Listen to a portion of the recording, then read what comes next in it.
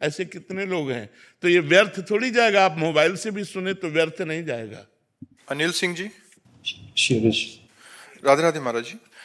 गुरुदेव भगवान, मेरा प्रश्न ये है कि निरंतर भगवदानंद की अनुभूति क्या गृहस्थ धर्म में भी प्राप्त की जा सकती है? गृहस्थ धर्म और विरक्त धर्म ये शरीर के हैं ना कि स्वरूप के हैं। स्वरूप से हम सब भगवत धर्म वाले हैं। जितनी जातियां हैं और जितने धर्म हैं वो सब देह भाव को लेकर हैं कि नहीं, स्वरूप को लेकर हैं क्या? स्वरूप में तो जो हम हैं सो तुम हो, जो तुम हो वही सब रूपों में है। तो हमें ये ध्यान रखना है कि हम गृहस्थ धर्म को स्वीकार किए हुए हैं, तो उस धर्म का पालन तो हम कर रहे हैं, लेकिन हम हैं कौन? ममैवांशो। भगवान ने क्या कहा? मेरे तुम अंश हो। जब ये बात हम ध्यान रखेंगे कि हम भगवान के हैं, भगवान हमारे हैं, और हम भगवान का स्मरण करते हुए हर कार्य करेंगे, तो हम क्यों नहीं भगवदानंद में मस्त हो जाएंगे? क्यों नहीं हो जाएंगे? गृहस्थ धर्म सबसे बड़ा धर्म है। विरक्त पैदा कहाँ होते हैं? विरक्त संत कहाँ पैदा होते हैं? गृहस्थों के यहाँ ही तो पैदा होते हैं। विरक्त संतों का पेट कहाँ भरता है? गृहस्थों के यहाँ तो भरता है। विरक्त संतों को वस्त्र कौन देता है? गृहस्थ धर्म ही तो देता है। तो सबका मूल पोषण कहाँ से हो रहा है? गृहस्थ धर्म से। यदि हम धर्म पूर्वक मेहनत करके धन कमाएं और उस धन से अपने परिवार का पोषण करें, आए हुए अतिथि साधु महात्मा का भोजन वस्त्र आदि के द्वारा सम्मान करें और नाम जप करें, तो भगवत प्राप्ति और भगवदानंद सहज है। गृहस्थ धर्म कोई भगवत प्राप्ति में बाधक थोड़ी है। बाधक है ममता मोह, बाधक है अहंकार। मैं ये, मैं वो, मेरा, मैं और मोर तोर तय माया, जे बस कीन्हे जीव निकाया। और अगर हम ये बात सोच लें, नाथ सकल संपदा तुम्हारी, मैं सेवक समेत सुतनारी, तो खत्म। मैं और मोर तोर तय माया, और अगर नाथ सकल संपदा तुम्हारी, मैं सेवक समेत सुतनारी, भक्ति, वही भक्ति हो गई और वही माया हो गई। जो कर्म कर रहे हैं अपने लिए कर रहे हैं, यही माया हो गई। जो कर्म कर रहे हैं वो भगवान के लिए कर रहे हैं, यही भक्ति हो गई। भाव बदल गया तो वही कर्म भक्ति हो गया, और भाव बदल गया तो अब जैसे हम भगवान का श्रृंगार कर रहे हैं, दिखाई दे रहा है भक्ति, लेकिन है कि 4 लोग प्रभावित हो, 4 रुपया चढ़ावें, वो माया बन गया, वो माया कृत्य हो गया। भगवत कार्य भी वो माया में हो गया। और माया में कार्य है, आप दुकान में बैठे हो, धंधा कर रहे हो, लेकिन आपका उद्देश्य है कि अगर आज 100 रुपया ज्यादा आ जाएंगे तो हम वृंदावन जाएंगे, बिहारी जी के दर्शन करेंगे और एक संत को भोजन पवाएंगे। अल्लू, वही माया में कार्य भक्ति बन गया, भगवत कार्य बन गया। तो गृहस्थ धर्म को आप ऐसे ना देखिए, पर इतने कार्य हैं, इतनी प्रकार की धाराएं हैं चिंतन की, कि वो चिंतन समेट नहीं पाता। अगर समेट ले तो भगवदानंद में मस्त हो जाए। और समेटने का तभी हो सकता है जब भगवान के भरोसे हो जाए और भगवान के आश्रित होकर, नाथ सकल संपदा तुम्हारी, मैं सेवक समेत सुतनारी, सब काम बन जाएगा। ऐसी भावना से चलो और नाम जप का प्रयास रखो, तो गुरु कृपा से, भगवान कृपा से गृहस्थ धर्म में भी आप महाभागवत हो सकते हैं, आप भगवान के चिंतन परायण हो सकते हैं। और बड़े बड़े महापुरुष हुए, अम्बरीश जी तो चक्रवर्ती सम्राट थे। अपने तो एक गृहस्थी में 2, 4, 10 लोग, वो तो पूरे चक्रवर्ती राजा थे और महान भक्त थे भगवान के, जिनकी रक्षा में सुदर्शन चक्र रहता था। सोचो, दुर्वासा जी को भागना पड़ा अम्बरीश जी के आगे, ऐसे महाभागवत, कि उनका अपराध बन गया तो भागना पड़ा। त्रिभुवन में सुदर्शन चक्र ने खदेड़ लिया और आके अम्बरीश जी के चरणों में जब पड़े तब उनको शांति प्राप्त हुई। तो हमें लगता है कि गृहस्थ धर्म बाधक नहीं, गृहस्थ धर्म तो और साधक है। यदि हम भजन ठीक से करें तो 4 को खवा कर पा रहे हैं, कहीं भंडारा पाने नहीं जा रहे, स्वयं मेहनत करते हैं, अपने परिवार का पोषण करते हैं और एक दो को पवा देते हैं। ये सबसे बड़ा कार्य है। गृहस्थ धर्म कोई छोटा धर्म नहीं, हमें तो लगता है सबसे बड़ा धर्म है, क्योंकि इसी से सब धर्मों का पोषण होता है, सब महात्माओं का सबका पोषण इसी से होता है। तो बहुत अच्छा भजन हो सकता है। मन करता है गुरुदेव की छोड़ के सब वृंदावन चले आए जो है तो गृहस्थ। क्या करोगे? आप भंडारा खा के संसार का चिंतन करोगे? समझ आया ना?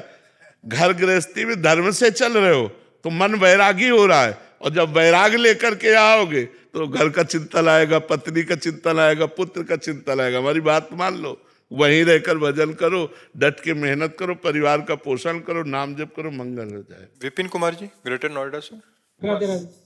राधे राधे महाराज जी। महाराज जी, आपने हमें सिखाया कि हर किसी में भगवान का अंश है और समदृष्टि समभाव रखना चाहिए, लेकिन गुरुदेव इस कलयुग में चाहे समाज हो, प्राइवेट जॉब हो, पॉलिटिक्स, हर जगह झूठ, कपट और स्वार्थ भरा है। सही बात बोलने पर भी लोग विरोध करते हैं, अच्छाई को मजाक उठाते हैं। ऐसे में कैसे समभाव रखा जाए? हाँ, कलयुग का तो प्रवाह सतयुग, त्रेता, द्वापर और कलयुग। ब्रह्मा जी के 4 पुत्र हैं, तो ब्रह्मा जी ने चारों को बुलाया और सतयुग से कहा, बेटा हमने नरक बनाया है।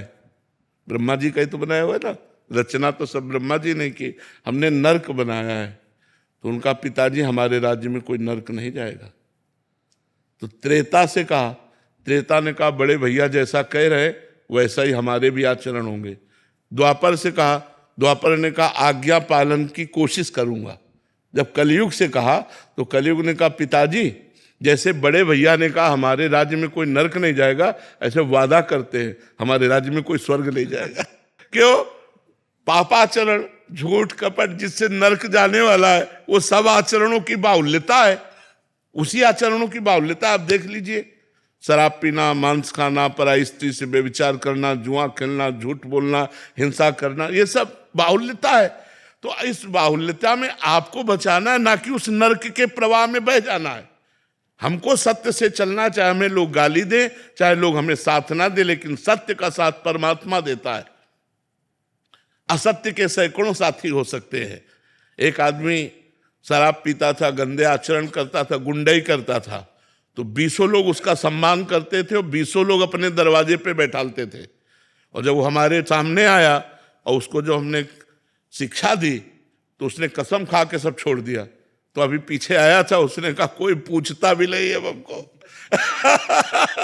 बोले जिस गली में जाओ तो कोई पूछता नहीं, सब विरोधी हो गए, हमारे साथी सब विरोधी। तो संसार, हम सही कह रहे हैं, संसार ऐसा है। और अगर सीधा आदमी है, धर्म से चलता है, तो उसका उपहास किया जाएगा। कलयुग का ऐसा धर्म है, लेकिन हमको चाहिए कि हमें अपने धर्म से चलना चाहिए। लोग गाली दें, उपहास करें, लेकिन भगवान हमारा साथ देंगे।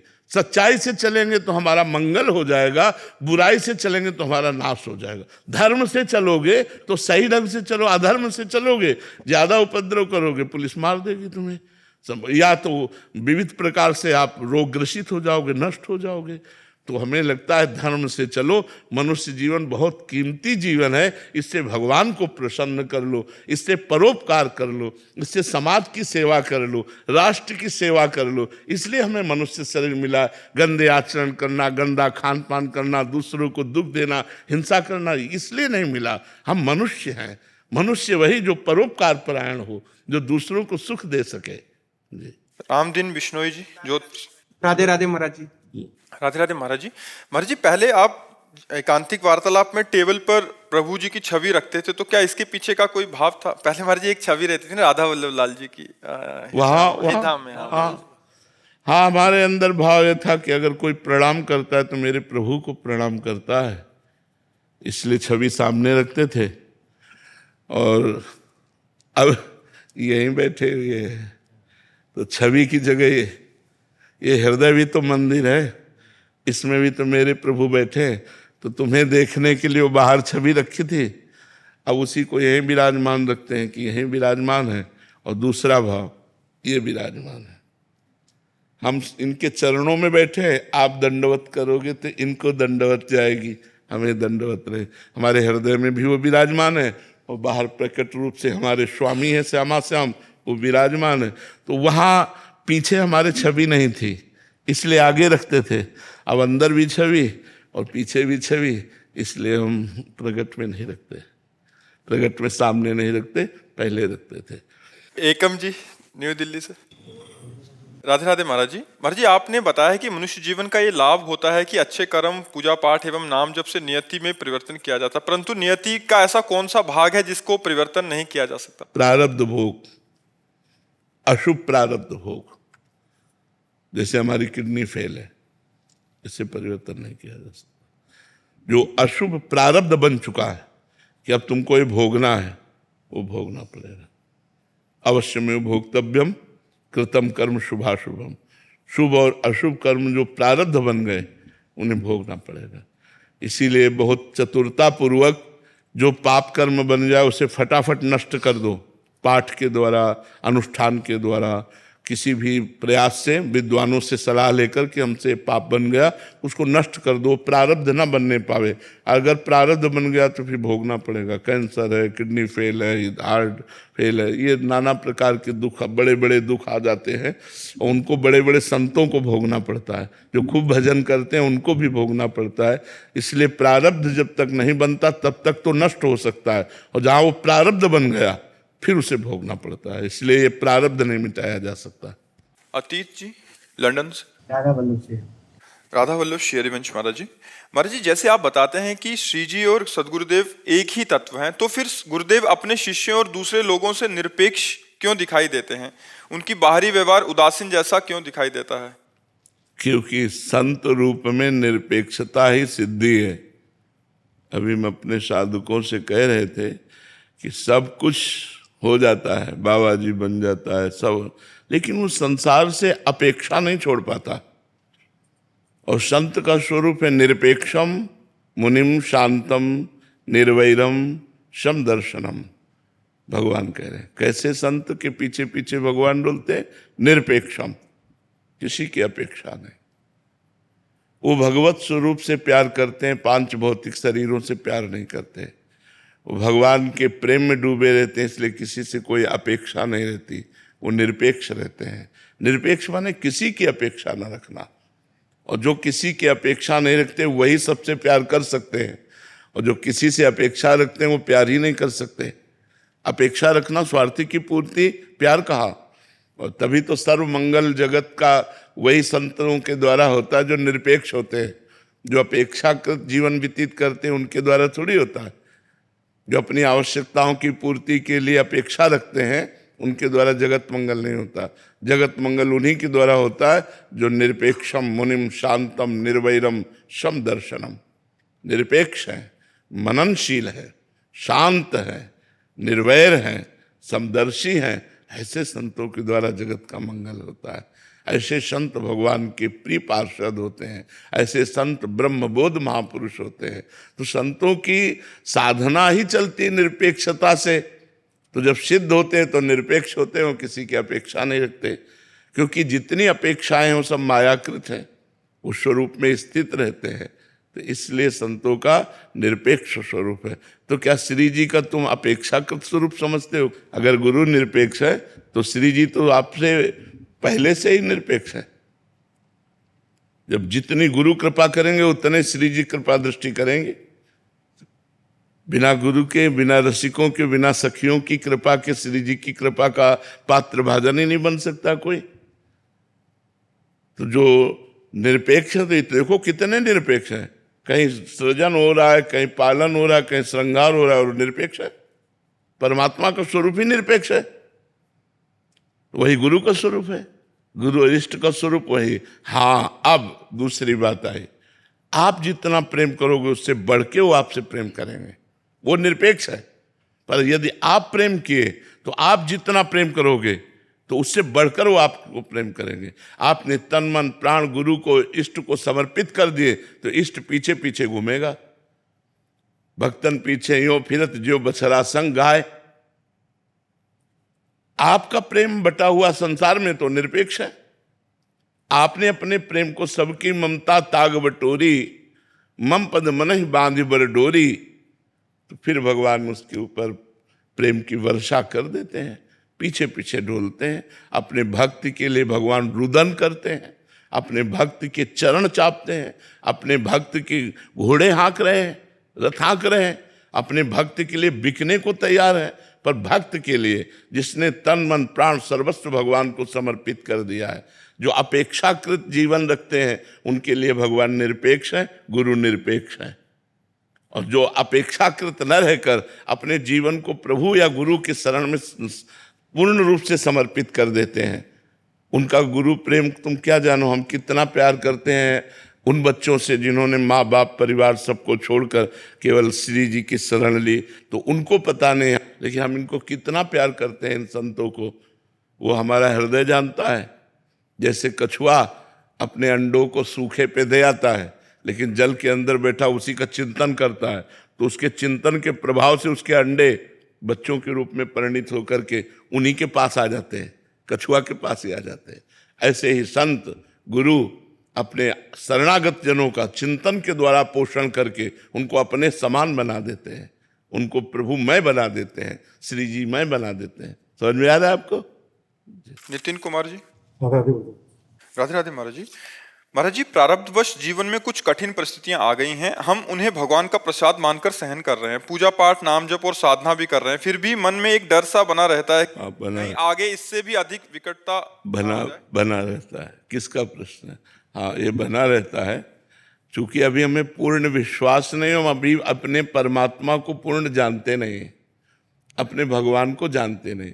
समस्या इतनी बुद्धि है, भगवान अनंत है, वो चाहे जितना विकराल रूप समस्या धारण करे, जरा सी है, भगवान अनंत महिमाशाली है। एक बार ब्रजवासी सब गाय चरा रहे थे, तो मुंजा टवी वन है एक, मुंजा टवी वन में आग लग गई। वैसे ही जंगल में आग लग जाए और बड़ी हवा चलने लगी और बीच में वो फंस गए मुंजा टवी में। अब उन्होंने पुकारा, हे कृष्ण हे करुणामय, अब तुम इस दावानल से हमारी रक्षा कर सकते हो, इस जंगली आग से हमारी रक्षा कर सकते हो। भगवान ने सब सखाओं से, ग्वाल वालों से कहा, आप सब लोग आंख मूंद लो। सबने आंख मूंद ली। भगवान अपने मुंह से पूरी अग्नि पी गए, भागवत में लिखा हुआ है, अपने मुख से पूरी अग्नि का पान कर गए भगवान। और जब उन्होंने आंख खोला तो देखा भांडीरवट में है, मैं गाय बछड़ा सहित सब भांडीरवट, कर तुम अकर तुम अन्यथा कर तुम, सर्व समर्था स ईश्वरा। जो करने लायक है वो तो कर ही देता है, जो नहीं करने लायक वो भी कर सकता है, जो बिल्कुल असंभव है वो भी हो सकता है। भगवान की कृपा से क्या नहीं हो सकता है, असंभव को भी संभव कर दे वो परमात्मा होता है। तो जब हमें विश्वास है, पर हमारा इतना भगवान के प्रति अपनापन नहीं है ना, हमें भगवान की महिमा का पूर्ण ज्ञान नहीं है ना, तो इसलिए हमको लगता है कि पता नहीं भगवान कृपा ना करेंगे तो डूब ही जाएंगे। हर समस्या का समाधान नाम जप करते हुए भगवान पर दृढ़ विश्वास रखो, कर्म का भोग हो जाने पर समस्या खत्म हो जाएगी। वो हमारे कर्म का परिणाम आया है, जो हमने मनमानी पापाचरण किया है, वो प्रारब्ध बनकर हमें दुख भोगाने आया है, हमको दुख भोगना ही पड़ेगा। इसलिए नाम जप करते हुए भगवान का आश्रय लेकर दुख भोग लेते हैं। जैसे रात है तो सुबह हुआ, दिन आया, ऐसे ही दुख है तो सुबह हुआ, सुख आया। शांति धारण करो और भयभीत मत हो, भगवान सब कुछ करने में समर्थ है, असंभव को भी संभव कर दें वो भगवान है। इसलिए नाम जप करो, नाम जप से सब ठीक हो जाएगा। और भगवान पर दृढ़ विश्वास रखो कि हमारा अमंगल नहीं होगा, क्योंकि मैं भगवान की शरण में हूँ।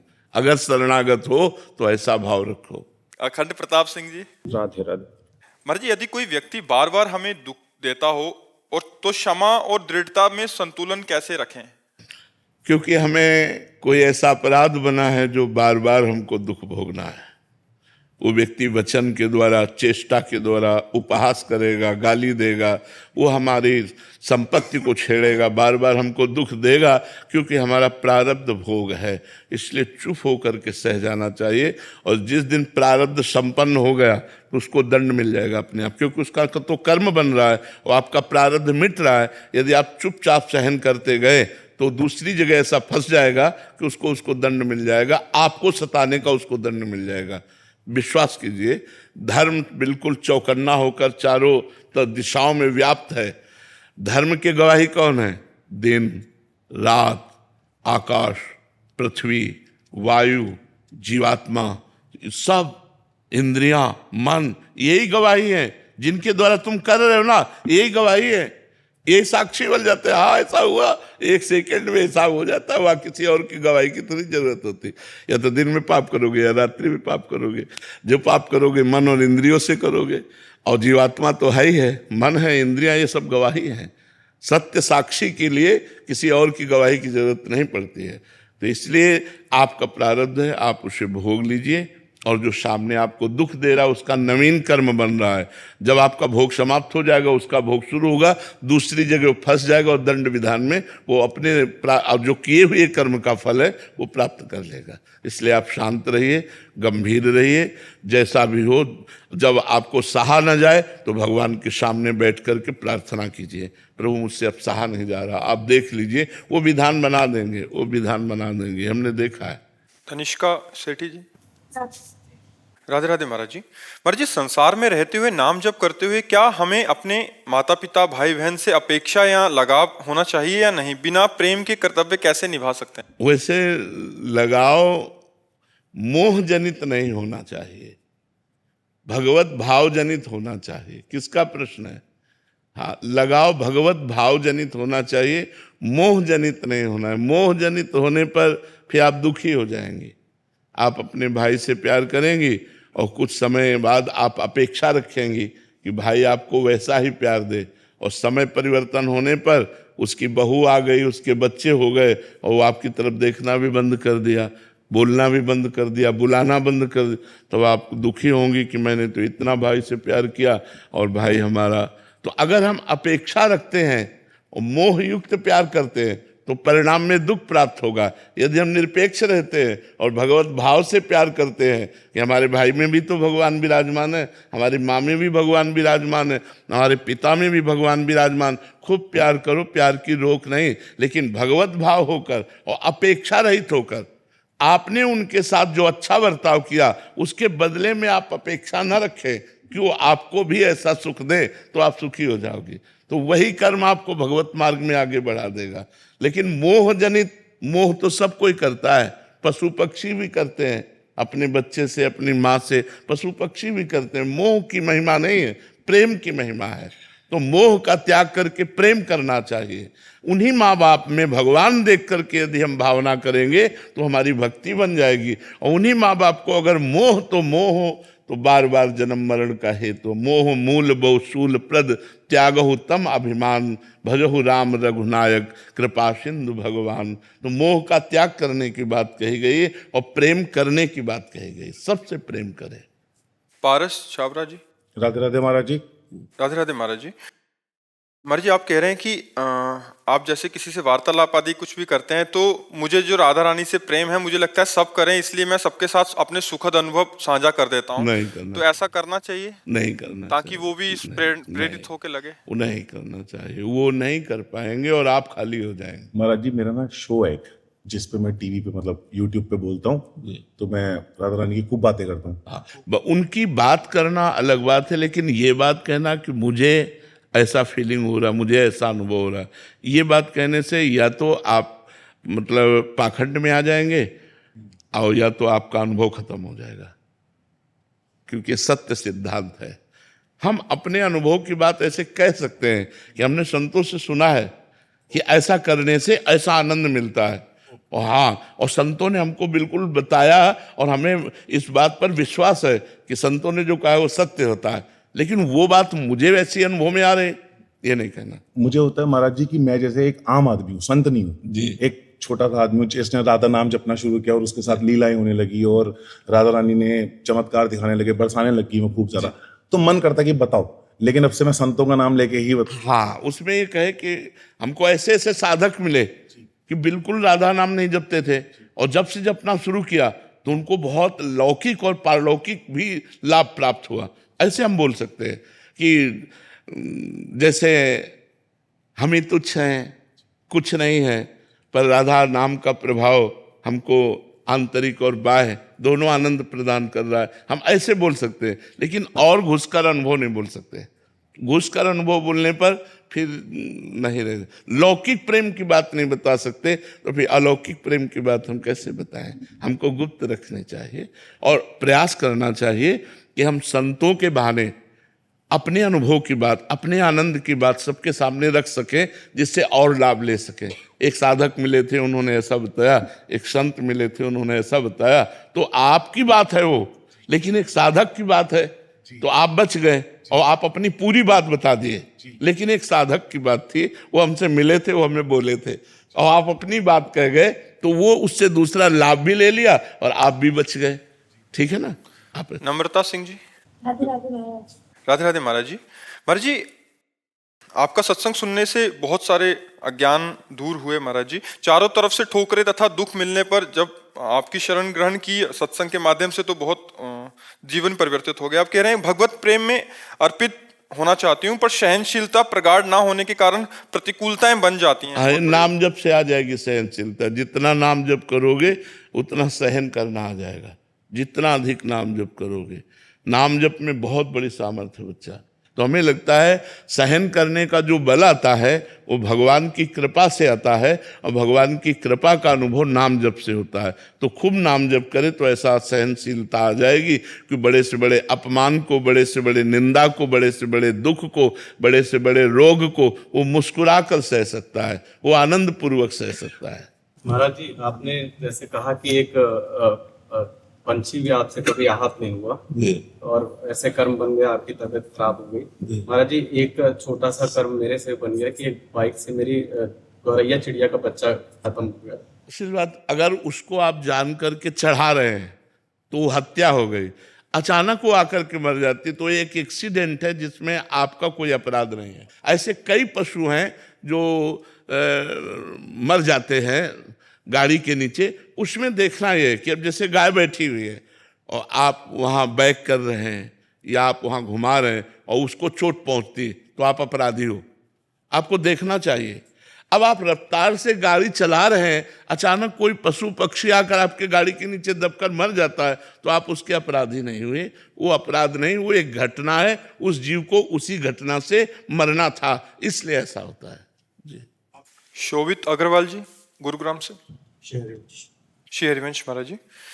महाराज जी, मेरा प्रश्न है कि जब जीवन में ऐसा अनुभव हो कि भगवान प्रसन्न है, तब जीव को भीतर क्या अनुभव करना चाहिए और कौन सा आचरण अपनाना चाहिए जिससे भगवान की प्रसन्नता। ऐसे किन लक्षणों से समझ लिया कि भगवान प्रसन्न है? सत्संग मिल गया, तीर्थों के दर्शन हो गए, संतों का संग मिल गया, और ऐसा बार बार हुआ। ये तो बाहरी बात है,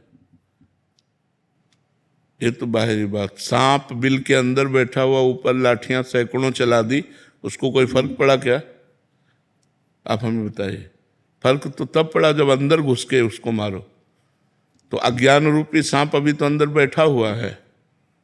ये तो बाहरी बात हुई, बाहरी प्रहार हुआ अज्ञान पर। आंतरिक प्रहार क्या है? आंतरिक स्थिति क्या है? समझ रहे हो ना? आंतरिक भगवान की कृपा तब मानी जाती है जब निरंतर अव्यावृत भजन हो, अखंड स्मरण, हर समय श्वास प्रश्वास भगवान का चिंतन चल रहा है, भगवान का नाम चल रहा है। अब अंदर अज्ञान मरेगा, अब मन मरेगा, अब विषयों का नाश होगा और भगवान की प्राप्ति होगी। तो भगवान प्रसन्न है, ये बाहरी लक्षण। और आंतरिक लक्षण कि हमारे अंदर भगवान की स्मृति जाग जाए।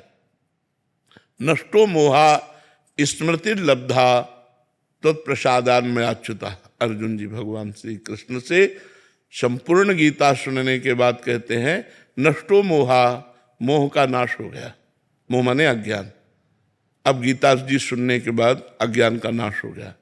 नष्टो मोहा स्मृति लब्धा, अब आपकी स्मृति जागृत हो गई। कैसे? तत्प्रसादान में अच्युता। हे अच्युत, आपकी कृपा प्रसाद से। भगवान प्रसाद है मतलब प्रसन्न है, भगवान का कृपा प्रसाद, भगवान प्रसन्न है। क्या प्राप्त हुआ? स्मृति लब्ध्वा तत्प्रसादान में अच्युता। हे अच्युत, आपके कृपा प्रसाद से मोह का नाश हो गया और आपकी अखंड स्मृति प्राप्त हो गई। ये बात, भगवान प्रसन्न है। तीर्थ यात्रा, संत समागम, दान पुण्य, परोपकार, ये बाहरी लक्षण है। अंतर का लक्षण सतत भगवान का नाम स्मरण। नाम स्मरण चल रहा है भगवान का, अंदर से भगवान की याद, भगवान की स्मृति, भगवान के लीला गुण का चिंतन, अब संपूर्ण भगवान की कृपा है। अगर हम बाहरी संत समागम करें, तीर्थ यात्रा करें, परोपकार करें और अंदर से विषय चिंतन करें और विषयों का सेवन करें तो बात तो कूड़ा ही रही ना, बात में रंग थोड़ी आया। अंदर से विषय चिंतन छूट गया, भगवत चिंतन हो रहा है, अब शरीर से जो परोपकार संत समागम अब मंगलमय हो गया। समझ रहे हो आप हमारी बात? जी डॉक्टर टॉनी गुप्ता जी। कोटि कोटि प्रणाम गुरु जी। जी गुरुदेव भगवान, मेरा प्रश्न है कि ऐसा क्या करें जो हमारे भजन बढ़ता रहे और पुष्ट हो? कभी कभी भजन बहुत बढ़ता है और कभी एकदम कम हो जाता है, ऐसा क्यों? भजन स्थिरता। भोजन सुधार करो, संग सुधार करो, देखना सुनना सुधार करो, भजन को सुधार हो जाएगा। आप हमारी बात मानो। मोबाइल से व्यर्थ की बातें देखना बंद करो, लोगों से व्यर्थ की बातें करना बंद करो, गंदे आचरणों पर ब्रेक लगा दो, भोजन पवित्र पाओ। अपने आप भजन देखो बनता है कि नहीं बनता, भजन में उत्साह आ जाएगा। ये सब पदार्थ जो है रजोगुण प्रकट करते हैं। शतोगुण के लिए हमें सात्विक भोजन पे आना पड़ेगा। जिसका भोजन नीरस उसका भजन सरस, और जिसका भोजन सरस उसका भजन नीरस। ये हमने देखा है। और रूखी सूखी 4 रोटी और थोड़ी सब्जी पालो तो भजन में मन लगेगा। जो अच्छे अच्छे पदार्थ कहे जाते हैं ये रजोगुणी होते हैं, ये रजोगुणी संसार की तरफ भगाते हैं। तो भोजन का यदि सुधार हो, कम भोजन करो। जैसे भोजन हमें ऊर्जा शक्ति प्रदान करता है, लेकिन हम छक के भोजन पालें तो हमारी ऊर्जा शक्ति को नष्ट करता है। हमें भूख में इतना भोजन पाना चाहिए कि मतलब जैसे हम 4 रोटी पा लिए और हमें लगता है कि अभी 1 रोटी और पा सकते हैं, तो अब नहीं पाना चाहिए। 1 रोटी की गुंजाइश रखनी चाहिए कि अभी हम इतना भोजन पा सकते हैं, तो छोड़ दो, मत पाओ। थोड़ा भूखे रहना, भोजन के बाद थोड़ा लगना चाहिए कि अभी मैं पा सकता हूं। इतना अगर भोजन पाओगे तो शरीर आपका स्वस्थ रहेगा। मोटा होना स्वस्थ नहीं कहा जाता, शरीर का बहुत चर्बीवान होना स्वस्थ नहीं कहा जाता, स्फूर्तिवान होना स्वस्थ कहा जाता है। और चिंतन परायण स्वस्थ। तो भोजन का सुधार करो, देखने सुनने का सुधार करो, बोलने का सुधार करो, और नाम बार बार हठपूर्वक जपो तो भजन में प्रीति हो जाएगी। आयुष जी। श्री हरिवंश। श्री हरिवंश महाराज जी। महाराज जी, भगवत प्राप्त महापुरुष अपने अंतिम समय में क्या क्या लीलाएं करते हैं? क्योंकि प्राय देखा अगर वो कुछ करते हैं तो भगवत प्राप्त कहाँ हुए? अगर वो कुछ करते हैं तो भगवत प्राप्त कहाँ हुए?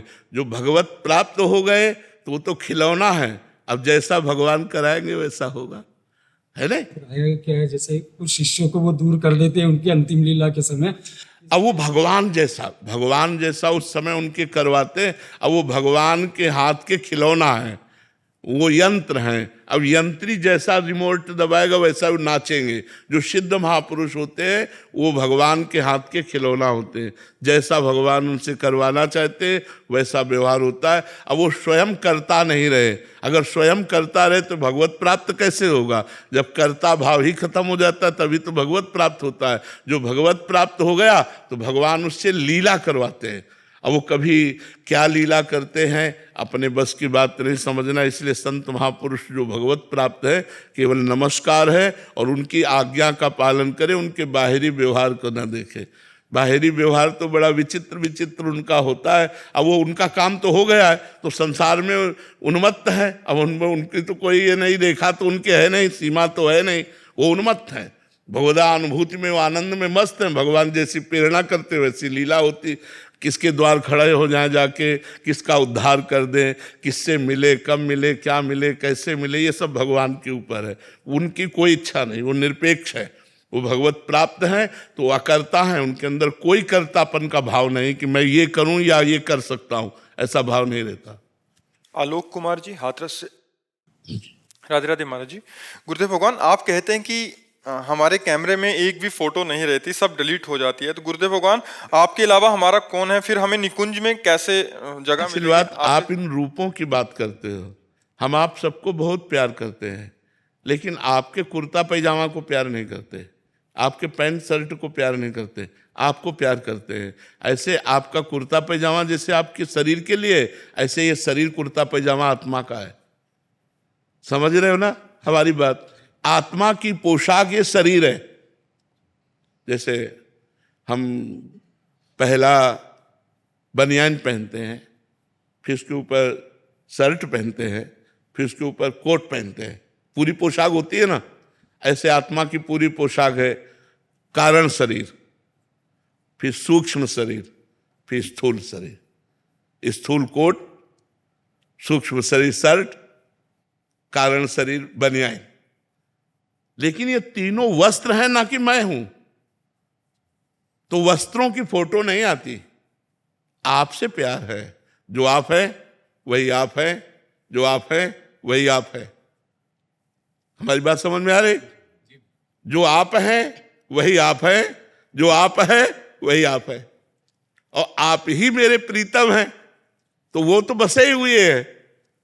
अब दूसरी फोटो कहां से समाये? धर्मशाला जब भर जाती है तो यात्रियों को वापस कर दिया जाता है। पी मूर्ति नयनन बसे तेहि रस रहाय समाय, ये लक्षण सुन प्रेम के और न कछु सुहाय। जब प्रिया प्रीतम मानस पटल पर छा गए तो आप ही आप हैं, आप ही आप हैं। इसलिए हम आपसे बहुत प्यार करते हैं, ना कि आपकी पोशाक से। ये सब पोशाकें हैं और ये सब मिटने वाली हैं। ये ना पहले थी ना आगे रहेंगी, बीच में कुछ दिनों के लिए है, इसके बाद नष्ट हो जाएंगी। मानते हुए बात कि नहीं? इसीलिए इन पोशाकों पर हम प्यार नहीं करते। इन पोशाकों को जो पहनने वाले आप हैं, आपको बहुत प्यार करते हैं, आपसे प्यार करते हैं। और जो आपका स्वरूप है वो आपका स्वरूप है, जो आपका स्वरूप है वही आपका स्वरूप है। बस ये समझ में ले आया, इसीलिए ऐसा लगा। हम तो अपने आप को जानते ही नहीं। हाँ, यही कहा ना, ये समझ में नहीं आया, इसीलिए लगा कि महाराज जी तो किसी को प्यार ही नहीं करते। नहीं, हम सबको बहुत प्यार करते और सच्चा प्यार करते हैं, किसी स्वार्थ से प्यार नहीं करते कि आप कुछ दें तो मैं आपको प्यार करूं। बिल्कुल निस्वार्थ प्यार आपसे है और आप सबका कल्याण हो, आप सब सुखी रहें, आप सब स्वस्थ रहें, बस यही हमारी भावना है। ये जो हम बैठ कर के प्रवचन करते हैं, इसका हमारा उद्देश्य यही है कि आप सब स्वस्थ हो, मानसिक और शारीरिक, आपके अंदर बुद्धि का विकास हो, आप चिंता शोक से बचें, आप भगवान के प्यारे बने, भगवान आपको प्यार करें, आपको दुलार करें और सब सुख आपको प्राप्त हो। वो इसलिए चर्चा, ये व्यवहार करते हैं। तो अगर हम प्यार न करते होते तो आपको समय क्यों देते? समय की कोई फीस है और समय बड़ा कीमती है। तो अपना हम कीमती समय आपको दे रहे हैं तो आपके मंगल के लिए, आपके कल्याण के लिए, आपके सुख के लिए। तो आपको प्यार करते तभी तो समय दे रहे हैं आपको। हम अपना समय छोड़ करके, अपने प्रभु का निज चिंतन छोड़ करके हम आपसे बात कर रहे हैं, आपको समय दे रहे हैं, चाहे शरीर कष्टप्रद हो, चाहे जैसी परिस्थिति हो। तो हम आपसे प्यार ही तो करते हैं, तभी तो आपको समय दे रहे हैं। हम बहुत प्यार करते हैं आपसे, पर आपकी पोशाक से नहीं, आपसे प्यार करते हैं।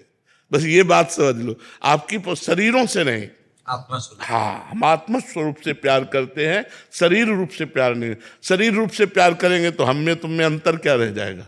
तो महाराज जी, जैसे हमें अगर अपनी आत्मा बोध हो जाएगा तो हम आपसे मिल लेंगे फिर? बिल्कुल, आप अपने पास ही देखेंगे, आप अपने पास ही यही तो भेद है, शरीरों का ही तो भेद है। शरीर ही तो द्वैत में बांधे हुए है। इसलिए खूब इससे मेहनत करो, धर्मपूर्वक राष्ट्र की सेवा करो और नाम जप करो, तो आप अपने स्वरूप। 24 घंटे जब समय ना 1 मिनट में बीत जाता है बस। इतनी आनंद। बिल्कुल बिल्कुल बिल्कुल, आप लगे रहो, आप चिंता न करो, लगे रहो।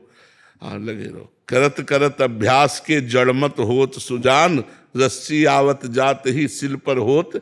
हाँ, जब पत्थर पर चिन्ह बन जाता है तो हमारी बुद्धि भगवदाकार क्यों नहीं हो जाएगी? यदि हम राधा राधा जपेंगे तो हमारा मंगल क्यों नहीं हो जाएगा? आप चिंता न करें। डॉक्टर आदित्य शुक्ल जी। राधे राधे महाराज जी। राधे राधे महाराज जी। महाराज जी, श्रीमद् भागवत महापुराण की कथा श्रवण से शापग्रस्त राजा परीक्षित को मोक्ष की प्राप्ति हुई थी। इस प्रसंग में मेरे मन में एक जिज्ञासा उत्पन्न हुई कि हमारे लिए मोक्ष का वास्तविक अर्थ क्या है? त्रिगुण माया से रचित त्रिगुण शरीरों में अहम बुद्धि करने के कारण हम बंध गए। वैसे हम कभी बंधे नहीं। गोस्वामी तुलसीदास जी बड़ी सावधानी पूर्वक वर्णन कर रहे हैं। बोले, जड़ चेतन ही ग्रंथि पड़ गई, यद्यपि मृषा छूटत कठिनई। बोले जड़ और चैतन्य में ग्रंथि पड़ गए अज्ञान के कारण, पर लिखना पड़ा यद्यपि मृषा, ये ग्रंथि झूठी है। आत्मा कभी बंधन को प्राप्त हो ही नहीं सकता। जो आत्म स्वरूप है वो कभी बंधन को प्राप्त नहीं हो सकता। पर छूटत कठिनई, यद्यपि गांठ झूठी है पर छूटने में बड़ी कठिनता है। क्या हो गया? मैं जो है शुद्ध मैं, वो ब्रह्म स्वरूप है। वो अपने स्वरूप को भूलकर इन शरीरों में राख कर लिया। 3 शरीर हैं, स्थूल शरीर, सूक्ष्म शरीर और कारण शरीर। अब देखो, आपसे जैसे पूछा जाए आप कौन हैं, तो आपका विचार इसी शरीर पर आएगा। नहीं, मैं अमुक हूँ, अमुक गांव में पैदा हुआ हूँ, अमुक जाति में पैदा हुआ हूँ। लेकिन ये स्थूल शरीर हमारा ढांचा है, मैं तो नहीं हूं ना। बस इसी भ्रम का नाश हो जाना मोक्ष कहते हैं। जो शरीर धर्म से हम युक्त हो गए हैं, इंद्रियों के विलास को हम अपना मानते हैं। जैसे मैंने इनको देखा, लेकिन जब ज्ञानपूर्वक इसका अनुभव करो तो नेत्रेंद्रिय ने देखा, मन ने प्रेरणा की, और मैं मन और नेत्रेंद्रिय दोनों का साक्षी हूं। मैंने नहीं देखा, मैं जो है उसने नहीं देखा, नेत्रेंद्रिय ने देखा और मन ने उसको संकल्प किया कि देखो ये कौन है। और हम जो मैं तत्व है वो साक्षी है इनका, इनको पावर देता है और इनका साक्षी है। इसी से पावरवान है। सबकर परम प्रकाशक जो ही परम प्रकाश इन इंद्रियों, मन, बुद्धि को सबको जहां से मिल रहा है वो आत्मा है और वो निरपेक्ष है।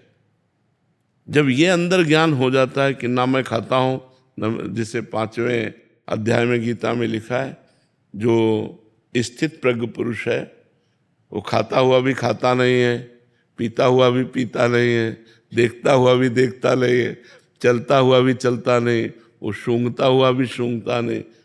मतलब कैसे सूंघ रहा है, लेकिन कौन? घ्राणेन्द्रिय। इसका अनुभव कौन करा रहा है? मन।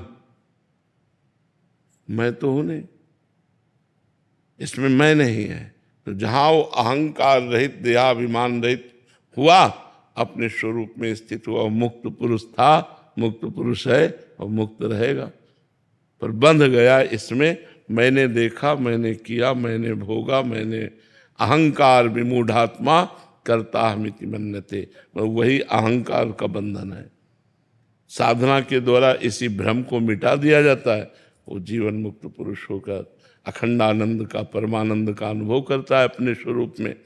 पर छूटती कठिनाई, बिना गुरु कृपा के, बिना साधना के ये बात नहीं आएगी। गुरु कृपा से साधना मिले और खूब हो, तब धीरे धीरे खुद अनुभव होने लगता है मैं देह नहीं हूं। ये देह हमारी पोशाक है। जैसे आप कुर्ता पहने तो आप कुर्ता तो नहीं हो, कुर्ता पहनने वाले हो। ऐसे मैं शरीर नहीं हूं, शरीर को स्वीकार करने वाला हूं। अस्वीकृति कर दो, खत्म हो जाएगा।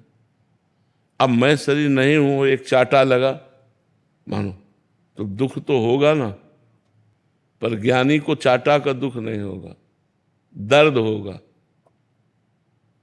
पीड़ा होगी, दुख नहीं होगा।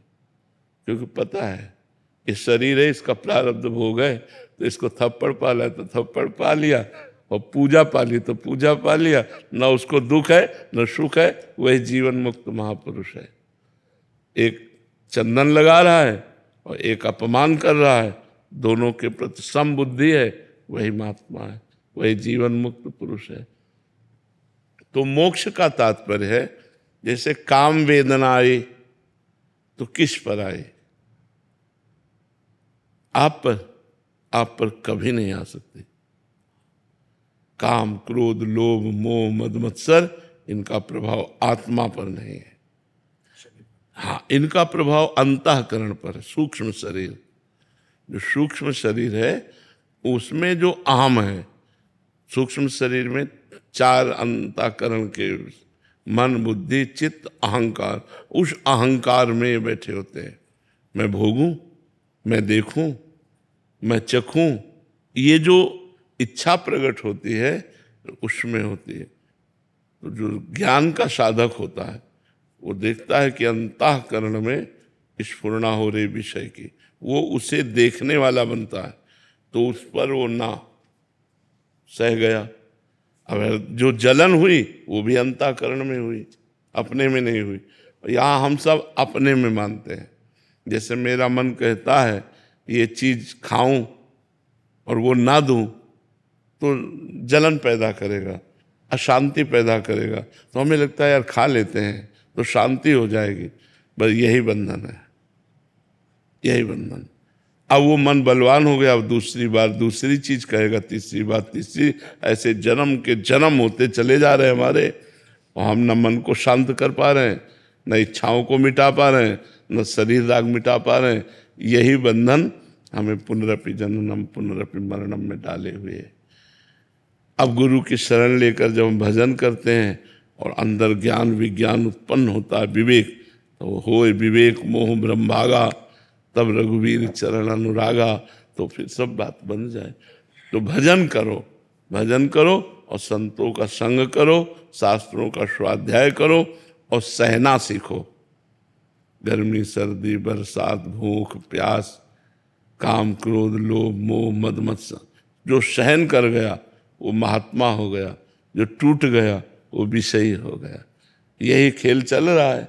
सहन कर जाओ, मन की पीड़ा को सहन कर जाओ। यमहीन व्यथ्यन्ते ते पुरुषम पुरुषर्षभ सम दुखा सुखाधीरम स्वमृतत्वाय कल्पते। जो सह गया, व्यथित नहीं हुआ, मन की पीड़ा से हारा नहीं, सुख दुख में समान भाव रखा, वो अव्यय पद का अधिकारी, परम पद का अधिकारी हो जाता है।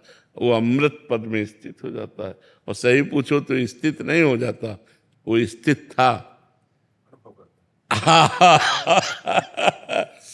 हाँ, अनुभव केवल होता है, भ्रम हट गया, अनुभव हो गया, वो तो मुक्त था ही। उसे कभी कोई नहीं मान सकता।